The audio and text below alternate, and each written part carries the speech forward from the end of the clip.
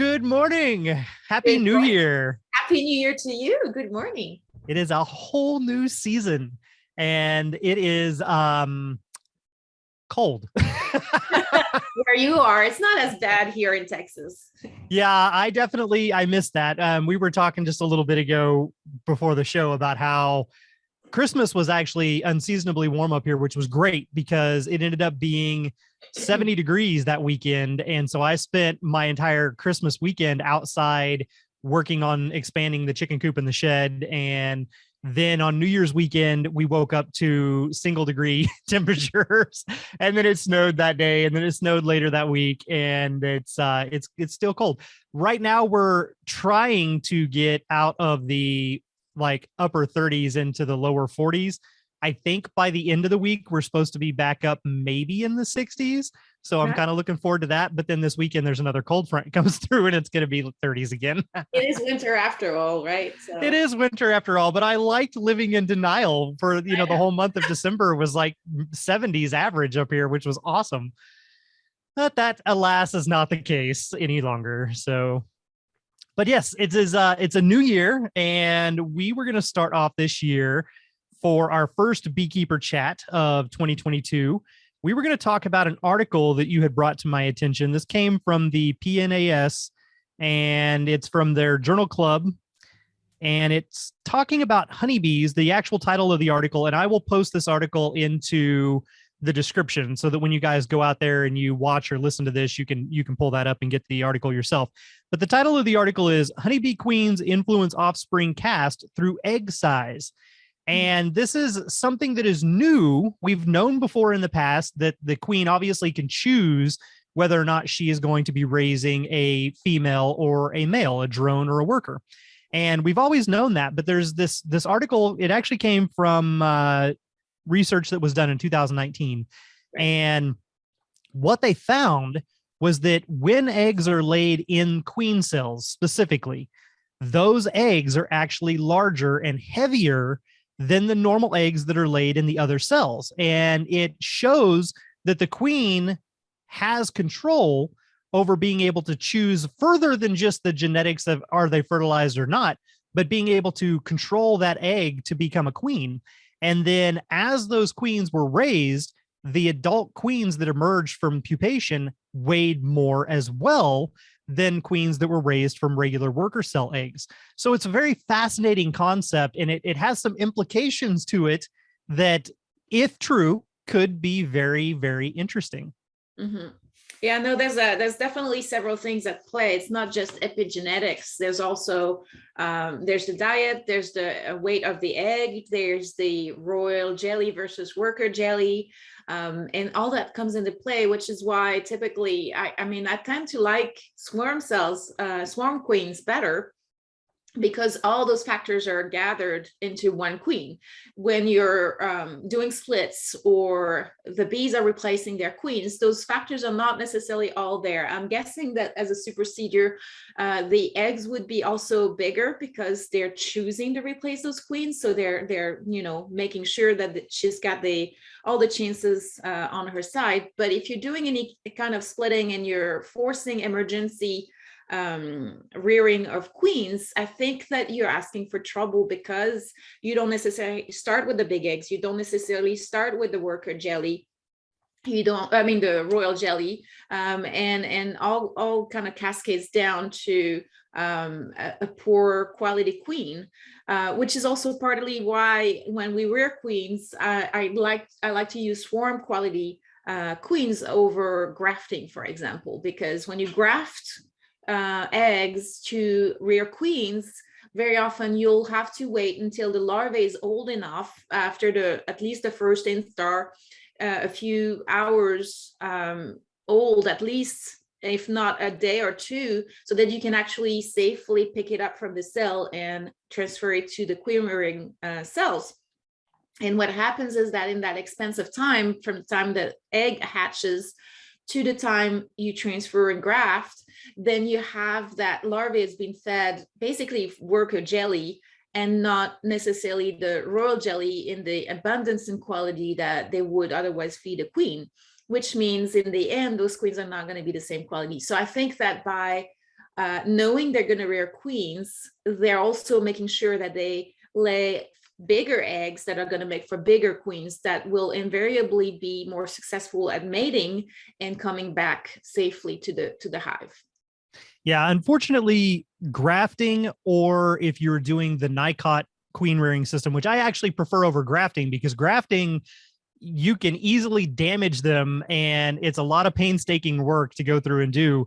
But if you're using either of those two systems, you're still using larvae that have just hatched, hopefully that day. But again, like you said, they weren't necessarily intended initially to be queens, and they weren't fed the right food. And in this case, it implicates that possibly they weren't even the right size of egg. Now, it doesn't mean that they cannot obviously turn into a queen, because they can, but those queens have been shown in this study to be lighter in weight. And we have found in times where subpar queens have been raised, not only are they lighter in weight, they're smaller in size, they seem to be less effective or less fertile. They don't have the overall genetics that they need to go through and actually perform their job properly. And a lot of times they will end up being superseded.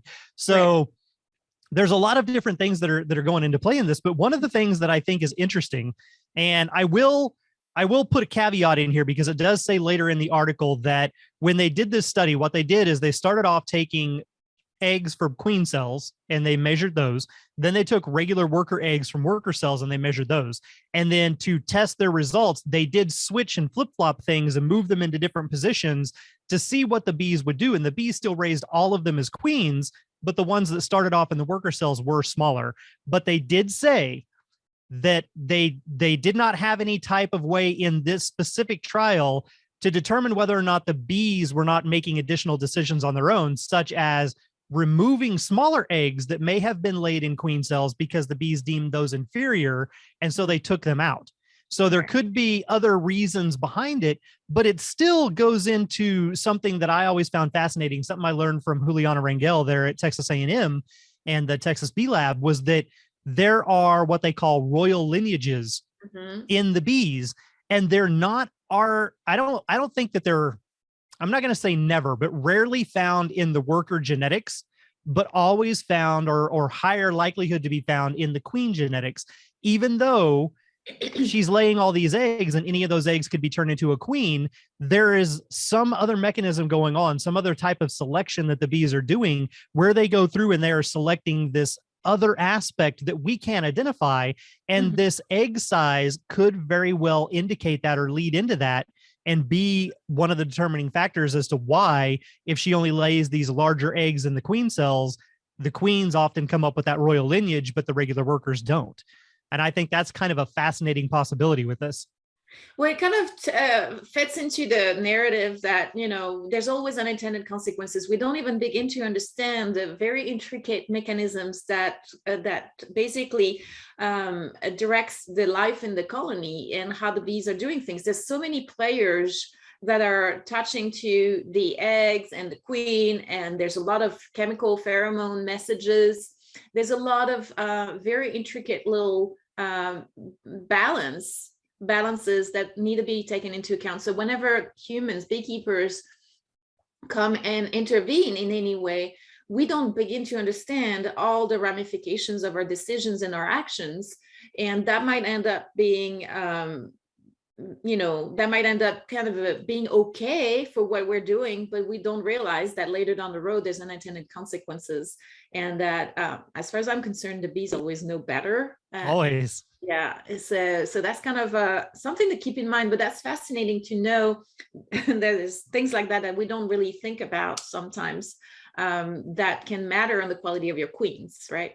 Yeah, it's a whole nother layer of, even if you're just a small backyard beekeeper and you're only going to do a couple of colonies, and you want to take your hand at raising your own queens, these are other aspects to definitely take into consideration if you want to have the healthiest, strongest, most genetically optimum queen for your future colonies. And I think, again, you said it right there at the beginning, that the swarm cells are kind of the best way to go, because the swarm cells are primed from day one to be queens, right? And they are fed just insane amounts of royal jelly from day one.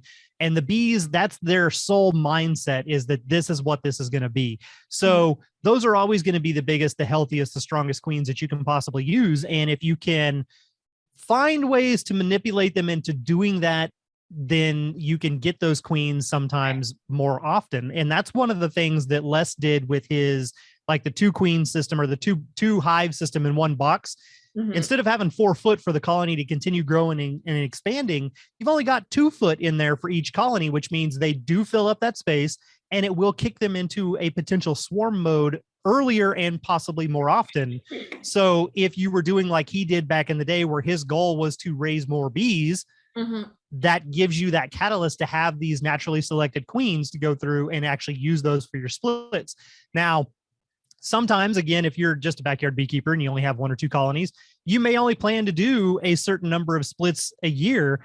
And this could also indicate that you don't necessarily need to follow the generalized beekeeping calendar when you do those. Maybe you need to follow the bees' internal calendar. And if you've got a colony that's done great and you love the genetics of it, and it goes into swarm mode and they start producing swarm cells, make your splits at that time and use those cells to then parent that next colony. Well, Les will go even further. He will congest them on purpose when he's trying to rear queens, and then he'll have a bunch of fat queen cells that the bees raised under the right conditions.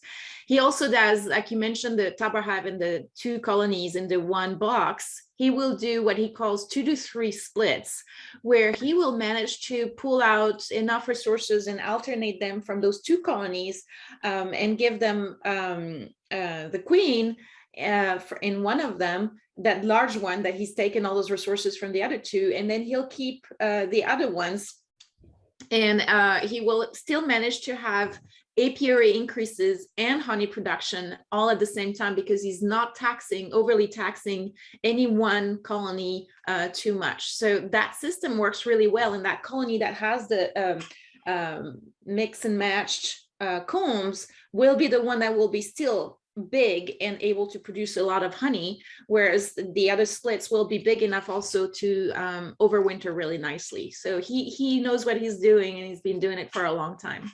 Yes, indeed. So again, bees are fascinating. They just blow my mind. The research that keeps coming out on just all the things that we would have never fathomed go on inside that hive, and all the things that the colony does, the decisions they make, the senses that they have, the modes of communication that we don't even perceive and understand. It's mind-blowing in some regards to go through and actually think about all of it. So I thought it would be very interesting for us to bring that article up to everybody's attention today, and kind of kick the new year off with a little thought process, make everybody stop and kind of scratch your head and ponder this possibility that there could still be more to raising a superior queen than just royal jelly and the time of the egg hatching and selecting it at the right time and things like that. Egg size and this potential royal lineage, it's a whole nother dynamic that could potentially be a game changer for certain. Right. And I think it links into basically when beekeepers try all kinds of things to make the bees do what they want to do, and the bees thrive, it's usually in spite of the beekeeper. That is true. That they do thrive. So just keep that in mind. And I mean, my experience and Les's experience also is that the least you mess with the bees, the healthier they're going to be, and the more thriving they're going to be. So that is very true. So on that note, on the note of bees thriving and surviving, or not, so I had 1 colony up here, yes. Oh, no. So the little update from the single apiary, the O1B colony, you are our only hope, did not survive. OB1 colony died. What happened? What do you think? Was that resources, the stress of the transport, or the cold, or usually not the cold itself, is underlying conditions? What happened? It was a double whammy. So when I placed them out there on the little ridge that overlooked one of the valleys, I have not identified the specific species yet, but there are ants here that we did not have in Texas. Those ants started just literally pilferating the colony and the bees were fighting the ants, and the ants were like trying to drag the bees off, and they were cleaning out the internal cells. And I don't know how long it had been going on because I got them set up down there, and then it was cooler and the bees weren't very active, so I didn't go mess with them. Well, on one of our last little 70-degree days when it was all nice and robust, I went down there to check on them, and I didn't notice that much activity. And I was like, uh-oh. And I started watching. I saw the ants, and I was like, okay, so I did have one of the Defiant stands where they actually have that you can adjust the leg heights, and they've got a dish built at the bottom with a rain cover that you can fill with oil to prevent the ants from getting inside the colony. So I did that. I added the stand, I put the oil in there, and that did stop the ants, and we got rid of all of the ants, but the colony was drastically weakened. And then over New Year's weekend, when we had the single digit temperatures, the colony did not survive. And the cluster was like tennis ball size. They were so drastically reduced, and they were all right there. And the queen was right there, and they had food nearby, but they were literally just frozen in place, chilled, and died. So yeah, so we will be starting over literally from scratch, but that's okay. I have a couple of swarm traps already out there. I have 2 nukes purchased that are local survivor stock from here in the county.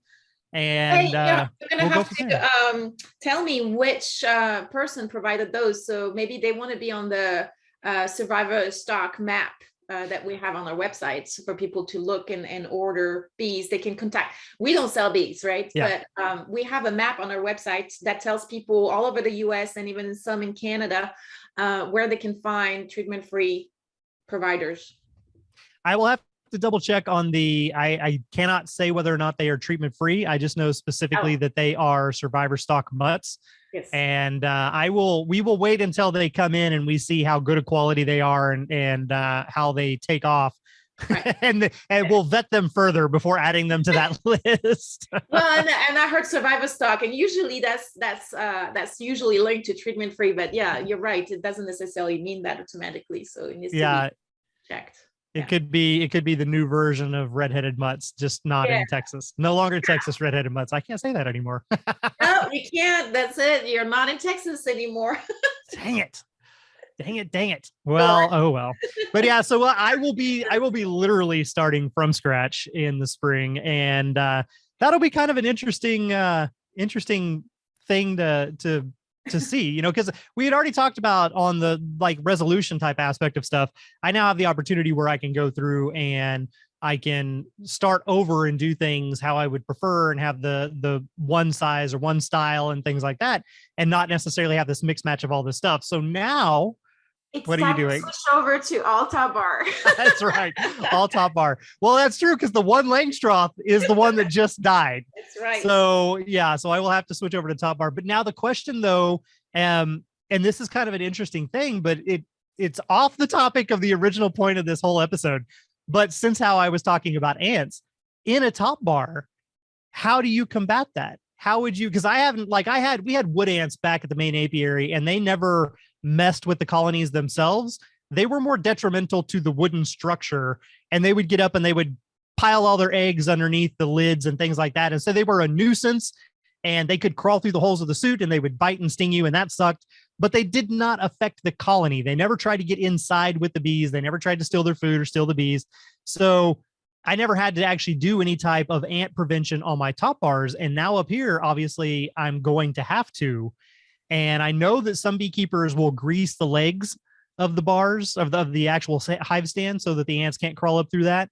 I really don't know how you would do kind of like how Defiant did their stands for a Langstroth, unless you built a middle frame to use as your base for the hive. So that's going to be something I'm going to have to do some research on and ponder when I build out these new colonies, is how am I going to prevent ants from getting inside the top bars?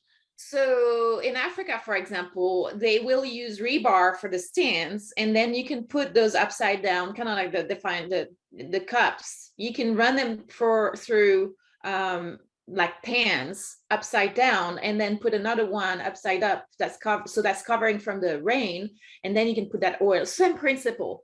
And you can use those when you cook the disposable tin pans or whatever. that you use for turkey or Yeah, muffin the aluminum pie. pans.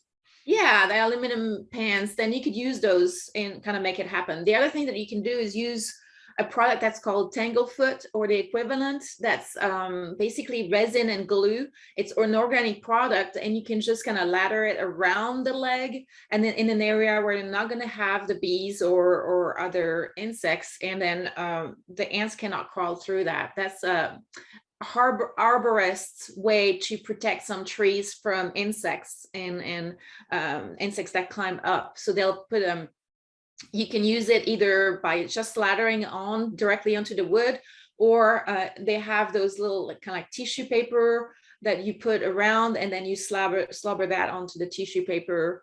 And it's just kind of the way to protect the trees. Well, you can use that to protect the hives from the ants as well.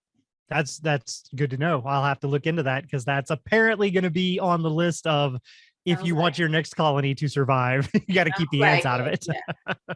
Sounds like it. And then the other thing that you need to do that can help out, especially with top bar hive, is really caulk all the seams everywhere, and only leaving the entrance for the bees to come in and out as the only way to get in and out of the box. So with the Langstroth, that's a little bit more difficult, because you always have kind of cracks, and at the entrance you have a wide open entrance even when it's closed down quite a bit, and then under the lid you have, and then sometimes between the boxes when the wood's not matching quite well or there's some damage, and even between the rabbets and the joints. So on a Langstroth, it's harder to keep away from the ants, where in a tabar trough, super simple, you run a bead of caulk and just kind of seal it up for them, basically.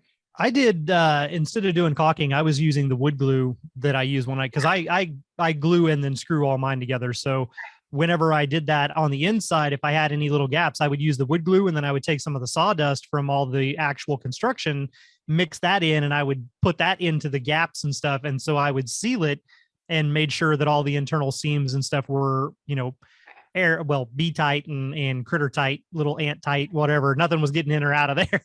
Exactly. So that works as well. And when I say caulk, I mean water-based, like latex kind of caulk, nothing. Not silicone. Yes. Good to know. Very good. Well, do you have any little updates that you need to give everybody? You didn't kill off your only colony? No, I'm up to 160, I think, if not more. Wow. I hope they make it through, because most of them are on our ag exemption customers, our turnkeys, right? So yeah. And then I'm getting more because I'm doing research I'm not telling you guys quite yet. It's a peer review for my research, for my thesis for the expert craftsman beekeepers. Oh, you're going to do the master craftsman level. Mm-hmm. Very good. Very good. And then, I'm just kind of going to convert a whole lot more Langstroth to top bars. So I'm just going to increase my numbers even more. And I want to do honey production this year. So more bees. Yay. Well, awesome. That's great news. I hope that it all goes well. And it's early in the season. And well, it's seasons are weird because the winter season overlaps the 2 years. So it's early in the year. We're about midway through the winter season for you guys down there. For us up here, no, I will still be in the cold temperatures while you guys are like, it's 70 and 80 degrees. Yeah, that's right. Welcome to Texas. It has its drawbacks in the summer, but it does. Because then it flip flops and, it's like, oh my God, it hasn't dropped below 100. Yep. So I am highly encouraging people to, at this time of the year, still try to plant trees for the bees and bushes and things, because fall is a great season, but winter is still, if you don't have frozen ground anyway, you can still plant all that and prep for the bees to have more food in the spring. Very good. Well, there you go, everybody. Now you've got things to think about, both on genetics and hive pests and future pollination and food sources for your bees. So there's a good way to kick off 2022. I hope everybody enjoyed, and we look forward to talking to you again next week. But until then, be good. Be mindful. This Hive Jive production was made possible by amazing patrons like you, and we appreciate your support. To all our Hive Jive junkies out there, you truly are the bee's knees.